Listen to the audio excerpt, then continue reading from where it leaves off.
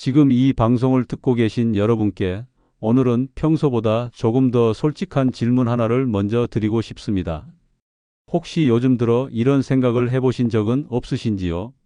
나는 예전보다 훨씬 조심해서 먹고 있고, 기름진 음식도 줄였고, 몸에 좋다는 영양제도 빠짐없이 챙기고 있는데, 왜 몸 상태는 오히려 더 예전 같지 않다고 느껴질까 하는 생각 말입니다. 아침에 눈을 뜨면 상쾌하기보다는 이미 피곤한 느낌이 들고, 하루를 시작하기도 전에 몸이 무겁게 느껴지지는 않으십니까? 예전에는 대수롭지 않게 지나갔던 작은 상처가 요즘은 유난히 오래 가고, 양치할 때 잇몸에서 피가 나는 일이 잦아졌다면 많은 분들은 이렇게 생각하실 겁니다. 이제 나이가 들어서 그렇겠지, 다들 이 나이가 되면 그렇다더라 하고 말입니다. 하지만 수십 년 동안 진료실에서 수많은 환자분들을 직접 만나온 의사의 입장에서 분명히 말씀드릴 수 있는 사실이 하나 있습니다. 이런 변화의 상당 부분은 단순히 나이가 들어서 생기는 자연스러운 현상만은 아니라는 점입니다. 그보다는 몸속에서 아주 기본적이고 중요한 재료 하나가 점점 부족해지면서 나타나는 변화일 가능성이 훨씬 크다는 것입니다. 오늘 이야기의 주인공은 거창한 보약도 아니고 값비싼 건강식품도 아닙니다. 광고에서 흔히 보는 특별한 성분도 아닙니다. 약국 어디에서나 쉽게 살 수 있고 가격도 부담 없는, 너무나 익숙해서 오히려 중요성을 놓치기 쉬운 영양소입니다. 바로 비타민 C 이야기입니다. 대부분의 분들은 비타민 C를 이렇게 생각하십니다. 감기 걸릴 때 먹는 약, 피곤할 때 몇 알 챙기는 영양제, 혹은 피부에 좋다고 해서 가끔 먹는 보조제 정도로 말입니다. 하지만 분명히 말씀드리면 비타민 C는 그런 보조적인 역할에만 머무는 영양소가 아닙니다. 비타민 C는 우리 몸속에서 일종의 기본 재료이자 관리 시스템의 핵심 요소로 작동합니다.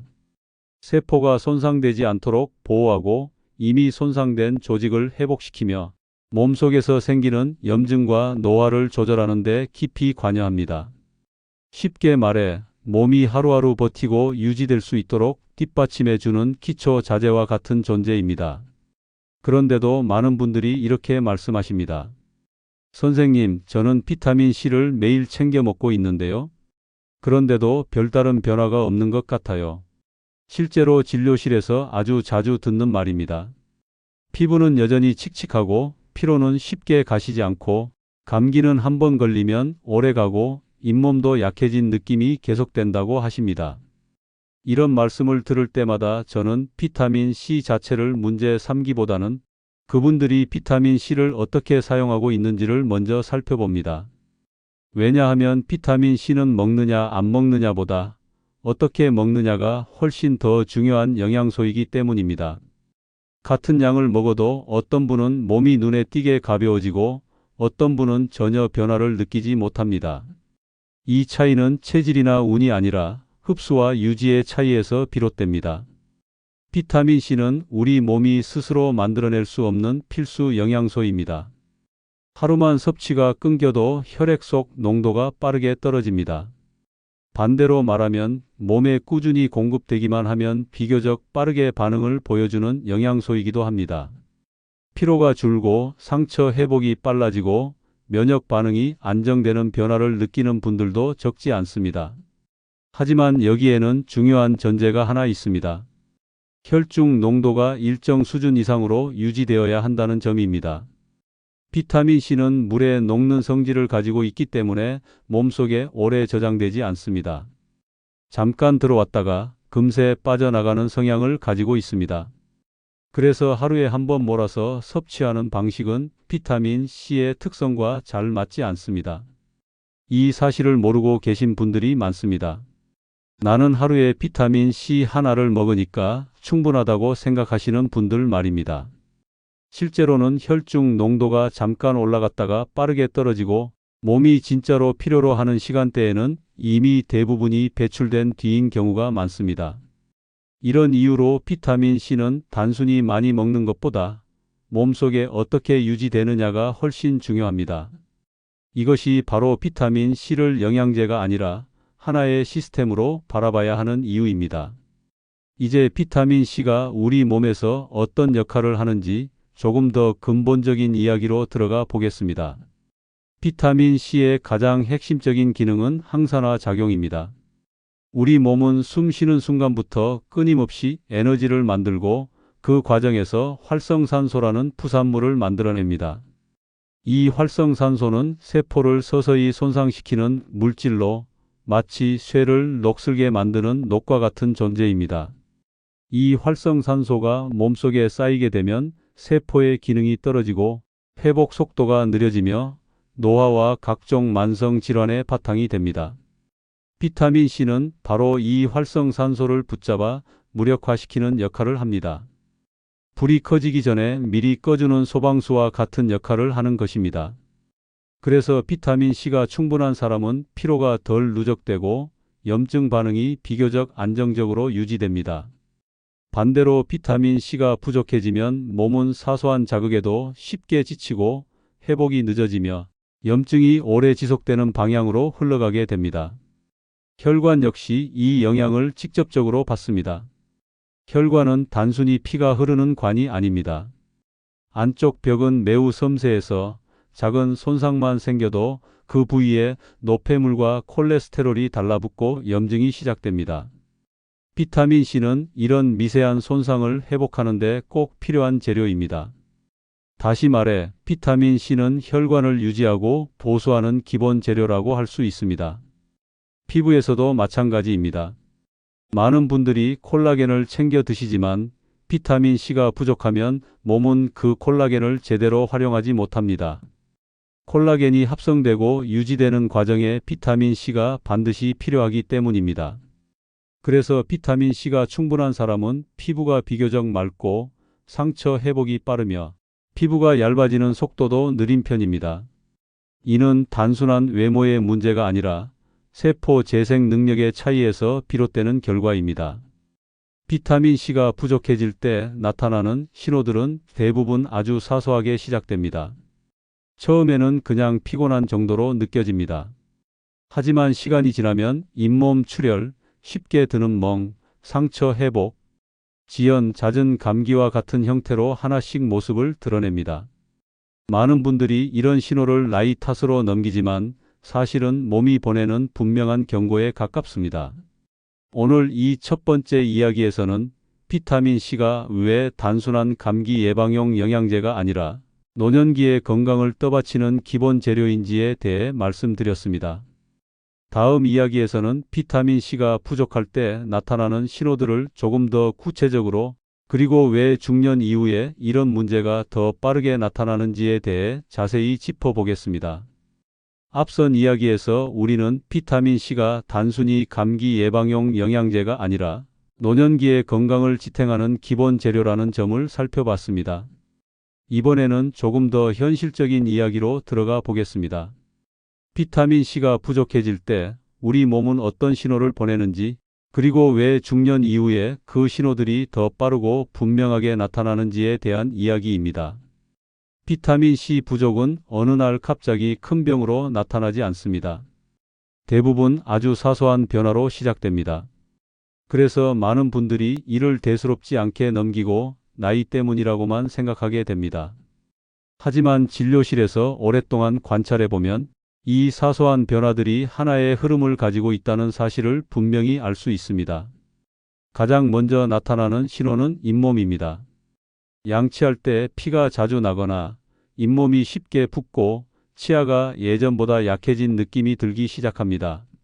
많은 분들이 이를 치주 질환이나 칫솔 문제로만 생각하시지만 실제로는 잇몸을 지탱하는 조직의 콜라겐 합성이 떨어졌다는 신호일 수 있습니다. 비타민C는 콜라겐 합성에 꼭 필요한 영양소이기 때문에 부족해지면 가장 먼저 잇몸처럼 회복이 빠르게 일어나야 하는 부위에서 문제가 드러납니다. 다음으로 흔하게 나타나는 신호는 멍입니다. 예전에는 기억도 나지 않을 정도로 가볍게 부딪혀도 멍이 생기고 그 멍이 유난히 오래 가는 경우가 많아집니다. 이는 단순히 피부가 얇아졌기 때문이 아니라 모세혈관이 약해졌다는 뜻일 수 있습니다. 비타민C가 부족하면 혈관벽을 지탱하는 구조가 약해지면서 작은 충격에도 혈관이 쉽게 손상됩니다. 상처 회복이 느려지는 것도 매우 중요한 신호입니다. 작은 베인 상처나 긁힌 자국이 예전보다 훨씬 늦게 아물고 딱지가 떨어진 뒤에도 피부가 쉽게 다시 갈라지는 경우가 잦아집니다. 많은 분들이 이를 건조함이나 보습 부족으로만 생각하지만 실제로는 피부 재생을 담당하는 시스템 자체가 느려졌다는 의미일 수 있습니다. 비타민C가 부족하면 새로운 조직을 만드는 과정이 원활하게 진행되지 않습니다. 이와 함께 자주 느끼게 되는 것이 전반적인 피로감입니다.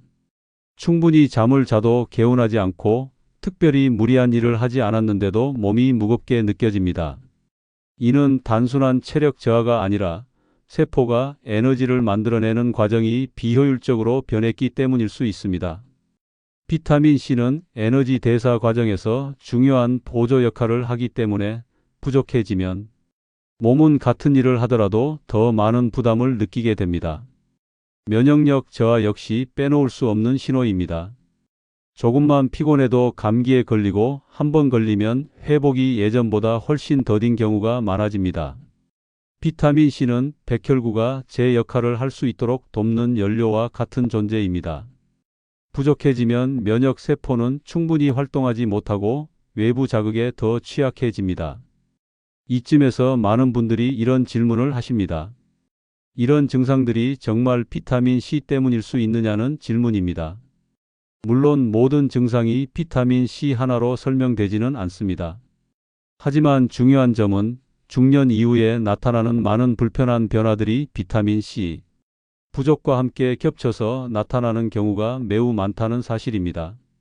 특히 50대 이후에는 몸속 비타민C 저장량 자체가 젊을 때에 비해 크게 줄어드는 경향이 있습니다. 그 이유는 간단합니다.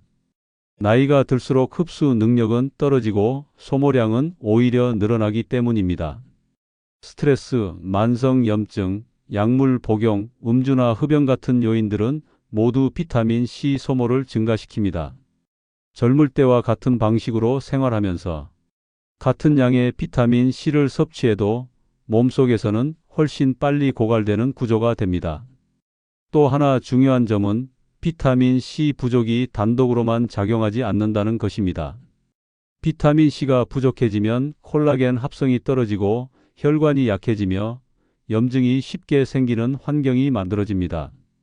이 상태에서 고혈압, 당뇨, 고지혈증 같은 만성 질환이 함께 존재한다면 몸의 회복 능력은 더욱 떨어질 수밖에 없습니다. 특히 혈관 건강과의 관계는 매우 중요합니다. 혈관은 하루 종일 쉬지 않고 움직이며 피를 전달하는 기관입니다.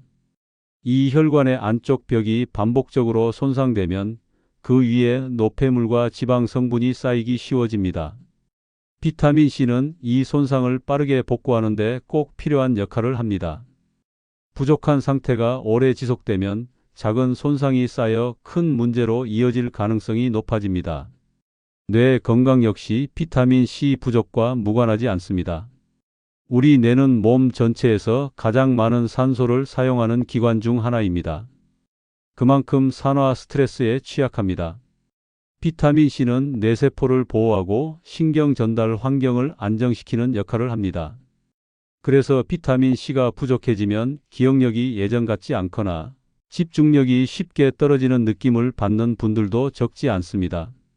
이런 변화들은 어느 날 갑자기 나타나지 않습니다. 아주 천천히 그리고 조용히 진행됩니다. 그래서 많은 분들이 문제를 인식했을 때는 이미 여러 신호가 동시에 나타난 뒤인 경우가 많습니다. 잇몸도 약해지고 피로도 심해지고 감기도 잦아지고 피부 회복도 느려진 상태 말입니다. 중요한 것은 이런 신호들이 단순한 노화의 일부로만 치부되어서는 안 된다는 점입니다. 몸은 언제나 먼저 작은 신호를 보냅니다. 그 신호를 어떻게 받아들이고 대응하느냐에 따라 이후의 건강 흐름은 크게 달라질 수 있습니다. 이번 이야기에서는 비타민C가 부족해질 때 몸이 보내는 다양한 신호들과 중년 이후에 왜 이런 변화가 더 뚜렷하게 나타나는지에 대해 살펴봤습니다. 다음 이야기에서는 그렇다면 이 비타민 C를 어떻게 먹어야 제대로 효과를 볼 수 있는지, 왜 많은 분들이 열심히 먹고도 효과를 느끼지 못하는지에 대해 본격적으로 이야기해 보겠습니다. 앞선 이야기에서 우리는 비타민 C가 부족할 때 몸이 어떤 신호를 보내는지 살펴봤습니다. 이번에는 많은 분들이 가장 궁금해하시는 지점으로 들어가 보겠습니다. 바로 왜 비타민 C를 꾸준히 챙겨 먹고 있는데도 생각만큼 효과를 느끼지 못하는지에 대한 이야기입니다. 진료실에서 아주 자주 듣는 말이 있습니다. 선생님, 저는 비타민 C를 매일 먹고 있습니다. 몇 년째 빼먹지 않고 챙기고 있는데도 몸이 좋아졌다는 느낌이 없습니다. 이 말 속에는 많은 분들의 답답함이 담겨 있습니다. 열심히 챙겼는데 변화가 없다면 자연히 의심이 생길 수밖에 없습니다. 정말 비타민 C가 도움이 되는 게 맞는지, 아니면 괜히 돈과 시간을 쓰고 있는 건 아닌지 말입니다. 하지만 이런 경우 대부분의 문제는 비타민 C 자체가 아니라 비타민 C가 몸속에서 어떻게 사용되고 있는지에 있습니다. 다시 말해 흡수와 유지의 문제입니다. 비타민 C는 물에 녹는 성질을 가진 영양소입니다. 이 말은 곧 몸속에 오래 저장되지 않는다는 뜻이기도 합니다. 지방에 녹는 영양소처럼 창고에 쌓아 두었다가 필요할 때 꺼내 쓰는 방식이 아닙니다. 들어오면 바로 쓰고 남으면 비교적 빠르게 배출되는 구조를 가지고 있습니다. 이 특성을 이해하지 못하면 비타민 C를 아무리 열심히 먹어도 효과를 체감하기 어렵습니다. 예를 들어 하루에 비타민 C 하나를 아침에만 먹는 경우를 생각해 보겠습니다. 복용 직후에는 혈액 속 비타민 C 농도가 빠르게 올라갑니다. 하지만 그 상태는 오래가지 않습니다. 몇 시간 지나지 않아 농도는 다시 떨어지고 몸이 가장 필요로 하는 시간대에는 이미 대부분이 배출된 뒤인 경우가 많습니다. 그래서 비타민 C는 한 번에 많이 먹는 것보다 일정한 농도를 유지하는 것이 훨씬 중요합니다. 몸속 세포는 순간적으로 많은 양을 쓰는 것이 아니라 하루 종일 꾸준히 필요로 하기 때문입니다. 혈중 농도가 들쭉날쭉하면 세포는 충분히 제 역할을 하지 못합니다. 이 점을 이해하면 왜 많은 분들이 비타민 C를 먹고도 효과를 못 느끼는지 설명이 됩니다. 양은 충분했을지 모르지만 몸속에 머무는 시간이 너무 짧았던 것입니다. 또 하나 중요한 요소는 복용 시점입니다. 많은 분들이 아침 공복에 비타민 C를 드십니다. 물론 흡수 자체가 안 되는 것은 아닙니다. 하지만 위가 약한 분들의 경우 공복 복용은 속쓰림이나 불편감을 유발할 수 있고, 이로 인해 꾸준한 복용이 어려워지는 경우도 많습니다. 식사 후에 복용하면 음식과 함께 천천히 흡수되면서 위 자극이 줄어들고 혈중 농도도 보다 안정적으로 유지되는 경향이 있습니다. 그래서 특별한 이유가 없다면 비타민 C는 식후 복용이 더 현실적인 선택이 될 수 있습니다. 형태에 대한 오해도 많습니다. 가장 흔한 형태는 일반적인 비타민 C 정제나 분말입니다. 이 형태는 흡수가 빠른 대신 유지 시간이 짧다는 특징을 가지고 있습니다. 그래서 이 경우에는 반드시 나눠서 섭취하는 방식이 중요합니다. 최근 들어 많이 언급되는 리포조말 형태의 비타민 C는 비타민 C를 보호막으로 감싸 흡수율과 유지 시간을 늘린 방식입니다. 위 자극이 적고 혈중 농도가 비교적 오래 유지되는 장점이 있습니다. 하지만 모든 사람에게 반드시 필요한 것은 아닙니다. 중요한 것은 자신의 몸 상태와 생활 패턴에 맞는 방식을 선택하는 것입니다. 여기서 많은 분들이 또 하나의 질문을 하십니다. 그럼 많이 먹으면 더 좋은 것 아니냐는 질문입니다. 이 역시 흔한 오해 중 하나입니다. 비타민 C는 필요한 만큼 사용되면 남은 양은 배출됩니다.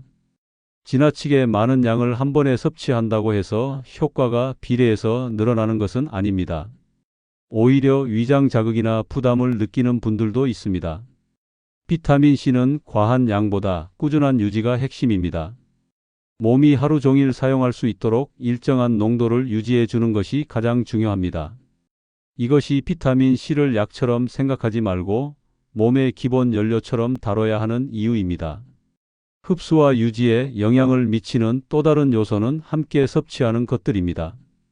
예를 들어 커피나 차를 비타민 C 복용 직후에 마시는 습관이 있다면 이는 비타민 C의 유지에 불리하게 작용할 수 있습니다.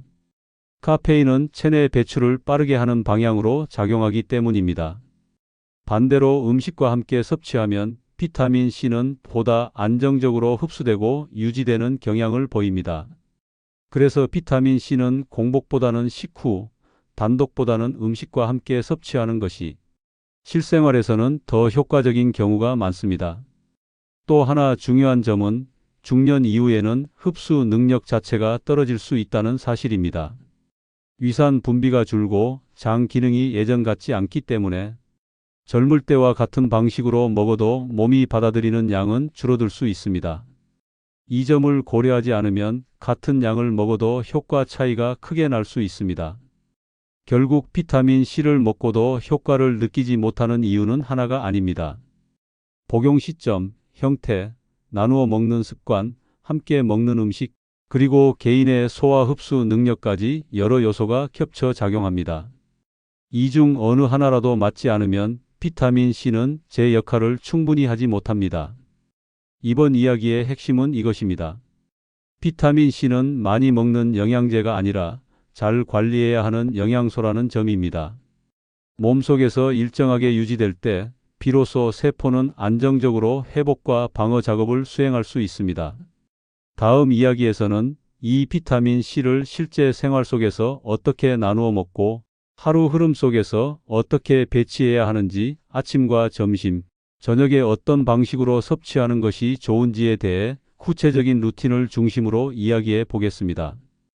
앞선 이야기에서 우리는 왜 비타민 C를 꾸준히 먹고 있는데도 효과를 느끼지 못하는지, 그 이유가 양의 문제가 아니라 흡수와 유지의 문제라는 점을 살펴봤습니다. 이제부터는 이 비타민 C를 실제 생활 속에서 어떻게 사용해야 하는지, 하루의 흐름에 맞춰 어떻게 배치해야 몸이 가장 잘 활용할 수 있는지에 대해 구체적으로 이야기해 보겠습니다. 비타민 C를 복용할 때 가장 중요한 원칙은 단 하나입니다. 몸이 필요로 하는 시간대에 몸이 받아들이기 쉬운 방식으로 공급해 주는 것입니다. 이 원칙만 이해하셔도 비타민 C에 대한 절반은 이미 이해하신 셈입니다. 먼저 하루의 시작인 아침 이야기부터 해보겠습니다. 밤사이 우리 몸은 쉬는 것처럼 보이지만 실제로는 회복과 정비 작업을 계속합니다. 이 과정에서 항산화 물질이 상당량 소모됩니다. 아침에 일어났을 때 혈중 비타민 C 농도가 가장 낮아지는 이유도 여기에 있습니다. 그래서 아침은 비타민 C를 보충하기에 가장 중요한 시간대 중 하나입니다. 아침 식사 직후 미지근한 물과 함께 비타민 C를 섭취하면 밤새 소모된 항산화 자원을 채워주는 역할을 합니다. 이때 공복보다는 식사 후가 훨씬 안정적입니다. 위 자극을 줄이고 흡수를 보다 부드럽게 만들어주기 때문입니다. 아침에 비타민 C를 섭취하면 많은 분들이 이런 변화를 느끼십니다. 오전 내내 몸이 조금 덜 무겁게 느껴지고 예전보다 집중력이 유지되는 느낌을 받는 경우가 많습니다. 이는 기분 탓이 아니라 세포가 하루를 버틸 연료를 제때 공급받았기 때문입니다. 다음은 점심시간입니다. 점심은 하루 중 몸의 활동량이 가장 많은 시간대로 이어지는 관문입니다. 이 시간대에 비타민 C를 다시 한번 보충해주면 에너지 대사가 보다 원활하게 진행되는 데 도움이 됩니다. 식사 후 일정 시간이 지난 뒤 비타민 C를 섭취하면 오후로 이어지는 피로감을 완화하는 데 긍정적인 영향을 줄 수 있습니다. 특히 점심 이후에 졸음이 심하거나 오후만 되면 몸이 급격히 처지는 분들에게는 이 점심 보충이 중요한 역할을 할 수 있습니다. 비타민 C는 세포가 에너지를 효율적으로 사용하는 데 관여하기 때문에 이 시간대에 일정 농도를 유지해 주는 것이 도움이 됩니다. 이제 저녁 시간으로 넘어가 보겠습니다. 저녁은 활동의 시간이 아니라 회복의 시간입니다. 낮 동안 사용한 조직과 세포를 정비하고 손상된 부분을 복구하는 과정이 시작됩니다. 이때 비타민 C는 회복과 재생을 돕는 재료로 작용합니다. 저녁에 비타민 C를 섭취할 때는 흡수가 너무 빠른 형태보다는 비교적 천천히 작용하는 방식이 도움이 될 수 있습니다. 이렇게 하면 잠자는 동안에도 일정 수준의 비타민 C가 유지되면서 세포 재생 과정에 간접적으로 기여할 수 있습니다. 이처럼 아침, 점심, 저녁으로 나누어 비타민 C를 배치하는 방식은 하루 종일 혈중 농도를 비교적 안정적으로 유지하는 데 목적이 있습니다. 비타민 C는 한 번에 많이 먹어서 해결되는 영양소가 아니라 하루 전체에 걸쳐 일정하게 공급되어야 제 역할을 할 수 있습니다. 이제 형태에 대한 이야기를 조금 더 해보겠습니다. 가장 기본적인 형태는 일반적인 비타민 C 정제나 분말입니다. 이 형태는 흡수가 빠른 대신 몸속에 머무는 시간이 짧습니다. 따라서 이 형태를 선택했다면 반드시 나누어 섭취하는 방식이 필요합니다. 최근 많이 이야기되는 리포조말 형태의 비타민 C는 비타민 C를 보호막으로 감싸 흡수와 유지 시간을 늘린 방식입니다. 위 자극이 적고 혈중 농도가 비교적 오래 유지되는 장점이 있습니다. 위장이 약하거나 공복 복용 시 불편함을 느끼는 분들에게는 하나의 선택지가 될 수 있습니다. 다만 여기서 중요한 점은 어떤 형태가 무조건 더 좋다고 단정할 수는 없다는 사실입니다. 생활 패턴, 소화 능력, 위장 상태에 따라 적합한 방식은 달라질 수 있습니다. 중요한 것은 자신의 몸에 맞는 형태를 선택하고 그 특성에 맞게 복용하는 것입니다. 또 하나 자주 묻는 질문이 복용량에 대한 이야기입니다. 많이 먹을수록 좋을 것 같다는 생각은 자연스럽지만 비타민 C는 그런 방식으로 작용하는 영양소가 아닙니다. 필요한 만큼 사용되면 남은 양은 배출됩니다.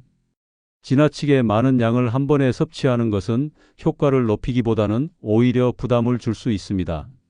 특히 신장 기능이 약한 분들이나 특정 질환으로 약물을 복용 중인 분들은 복용량에 더욱 주의가 필요합니다. 비타민 C는 기본적으로 안전한 영양소이지만 자신의 몸 상태를 고려한 조절은 언제나 중요합니다. 이쯤에서 함께 섭취하는 것들에 대한 이야기도 짚고 넘어가야 합니다. 비타민 C를 먹고 바로 커피나 차를 마시는 습관은 생각보다 흔합니다. 하지만 이런 습관은 비타민 C의 유지에는 불리하게 작용할 수 있습니다. 카페인은 체내 배출을 촉진하는 방향으로 작용하기 때문입니다. 반대로 음식과 함께 섭취하면 비타민 C는 보다 안정적으로 흡수되고 유지되는 경향을 보입니다. 과일이나 채소처럼 자연적인 식품과 함께할 때도 긍정적인 영향을 받을 수 있습니다. 중요한 것은 비타민 C를 단독으로 떼어놓고 생각하기보다 하루 식사 흐름 속에 자연스럽게 포함시키는 관점입니다. 결국 비타민 C를 제대로 사용하는 방법은 복잡하지 않습니다. 하루의 흐름에 맞춰 나누어 섭취하고 위에 부담을 주지 않는 방식으로 유지하며 자신의 몸 상태에 맞게 조절하는 것입니다. 이 세 가지만 지켜도 비타민 C는 훨씬 제 역할을 하게 됩니다. 이번 이야기에서는 비타민 C를 하루 속에서 어떻게 배치하고 어떤 형태를 선택해야 하는지에 대해 살펴봤습니다. 다음 이야기에서는 비타민 C와 함께하면 도움이 되는 조합과 피해야 할 조합, 그리고 특히 주의가 필요한 분들에 대해 자세히 이야기해 보겠습니다. 앞선 이야기들을 통해 우리는 비타민 C가 왜 노년기의 건강에서 중요한 기본 재료인지, 또 어떻게 먹어야 제 역할을 할 수 있는지 살펴봤습니다. 이제 마지막으로 남은 이야기는 이것입니다. 비타민 C를 무엇과 함께 먹어야 도움이 되는지, 반대로 무엇과 함께 먹으면 손해가 되는지, 그리고 특히 주의가 필요한 분들은 어떤 점을 기억해야 하는지에 대한 이야기입니다. 비타민 C는 단독으로도 충분히 의미 있는 영양소입니다. 하지만 어떤 것과 함께 섭취하느냐에 따라 그 효과는 크게 달라질 수 있습니다. 마치 음식에도 궁합이 있듯이 영양소에도 궁합이 있기 때문입니다. 먼저 비타민 C와 함께하면 도움이 되는 조합부터 말씀드리겠습니다. 가장 대표적인 조합은 철분입니다. 철분제를 복용 중인 분들이라면 이 부분을 꼭 기억하셔야 합니다. 비타민 C는 철분의 흡수를 돕는 역할을 합니다. 특히 음식 속에 들어있는 철분은 흡수가 쉽지 않은데 이때 비타민 C가 함께 있으면 흡수율이 눈에 띄게 높아집니다. 그래서 빈혈이 있거나 철분제를 드시는 분들은 비타민 C를 함께 섭취하는 것이 도움이 될 수 있습니다. 같은 양의 철분을 먹어도 비타민 C가 함께할 때 몸이 실제로 사용하는 양은 달라질 수 있기 때문입니다. 다음으로 중요한 조합은 콜라겐입니다.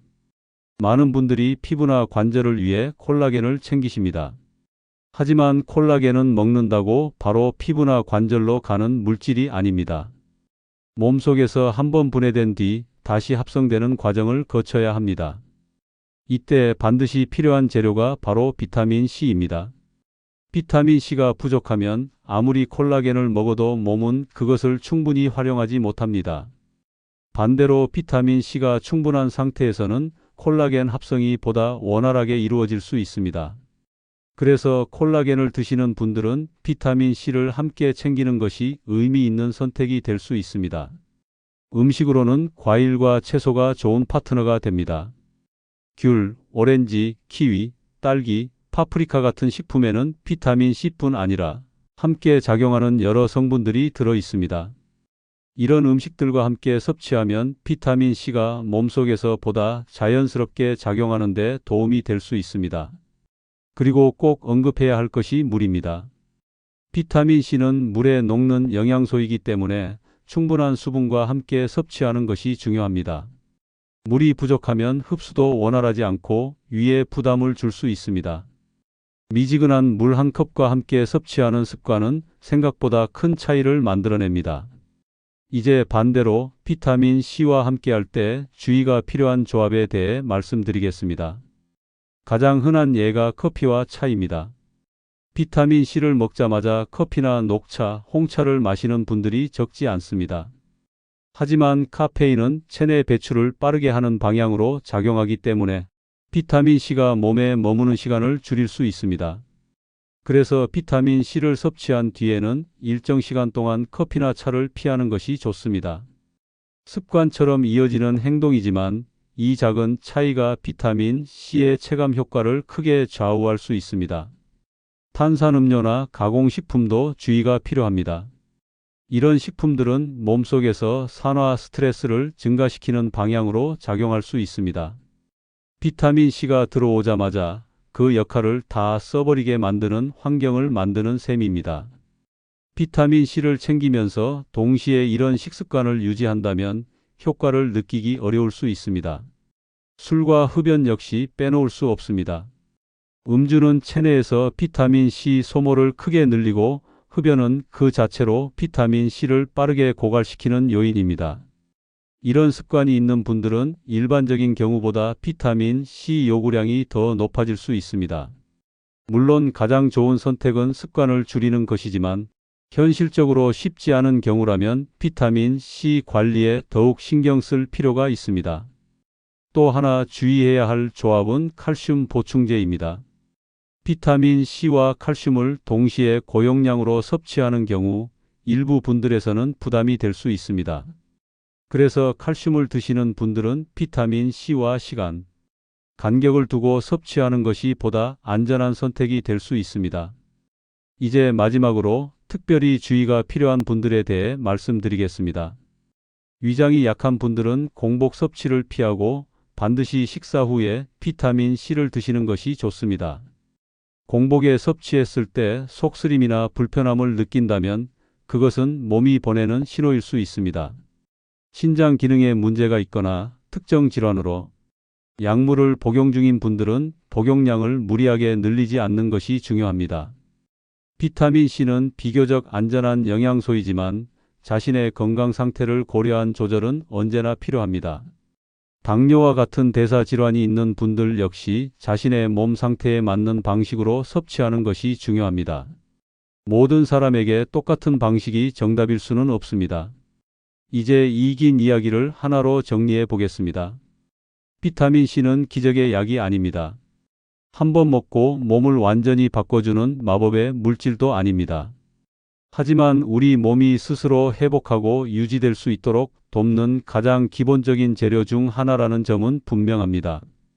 아침에는 하루를 시작할 연료로, 점심에는 활동을 지탱하는 보조로, 저녁에는 회복을 돕는 재료로 비타민 C를 나누어 사용하는 것. 이 작은 습관이 쌓이면 몸은 분명히 다른 반응을 보이기 시작합니다. 건강은 한 번의 결심으로 바뀌지 않습니다. 아주 작은 선택이 반복되며 만들어집니다. 오늘부터 물 한 컵과 함께 비타민 C를 챙기는 1. 커피와의 간격을 조금 두는 1. 하루 흐름 속에 비타민 C를 배치하는 1. 이런 사소한 변화가 몸의 리듬을 서서히 바꿔 나갈 수 있습니다. 지금 이 방송을 듣고 계신 여러분께 꼭 전하고 싶은 말이 있습니다. 몸이 보내는 작은 신호를 나이 탓으로만 넘기지 마시라는 말씀입니다. 그 신호 뒤에는 아직 회복할 수 있는 여지가 남아 있을지도 모릅니다. 지금까지 비타민 C를 통해 노년기의 건강을 다시 바라보는 이야기를 함께 나눴습니다. 오늘의 이야기가 여러분의 일상 속 작은 선택 하나를 바꾸는 계기가 되기를 바랍니다. 지금까지 여러분의 건강을 함께 고민해 온 한 의사의 이야기였습니다.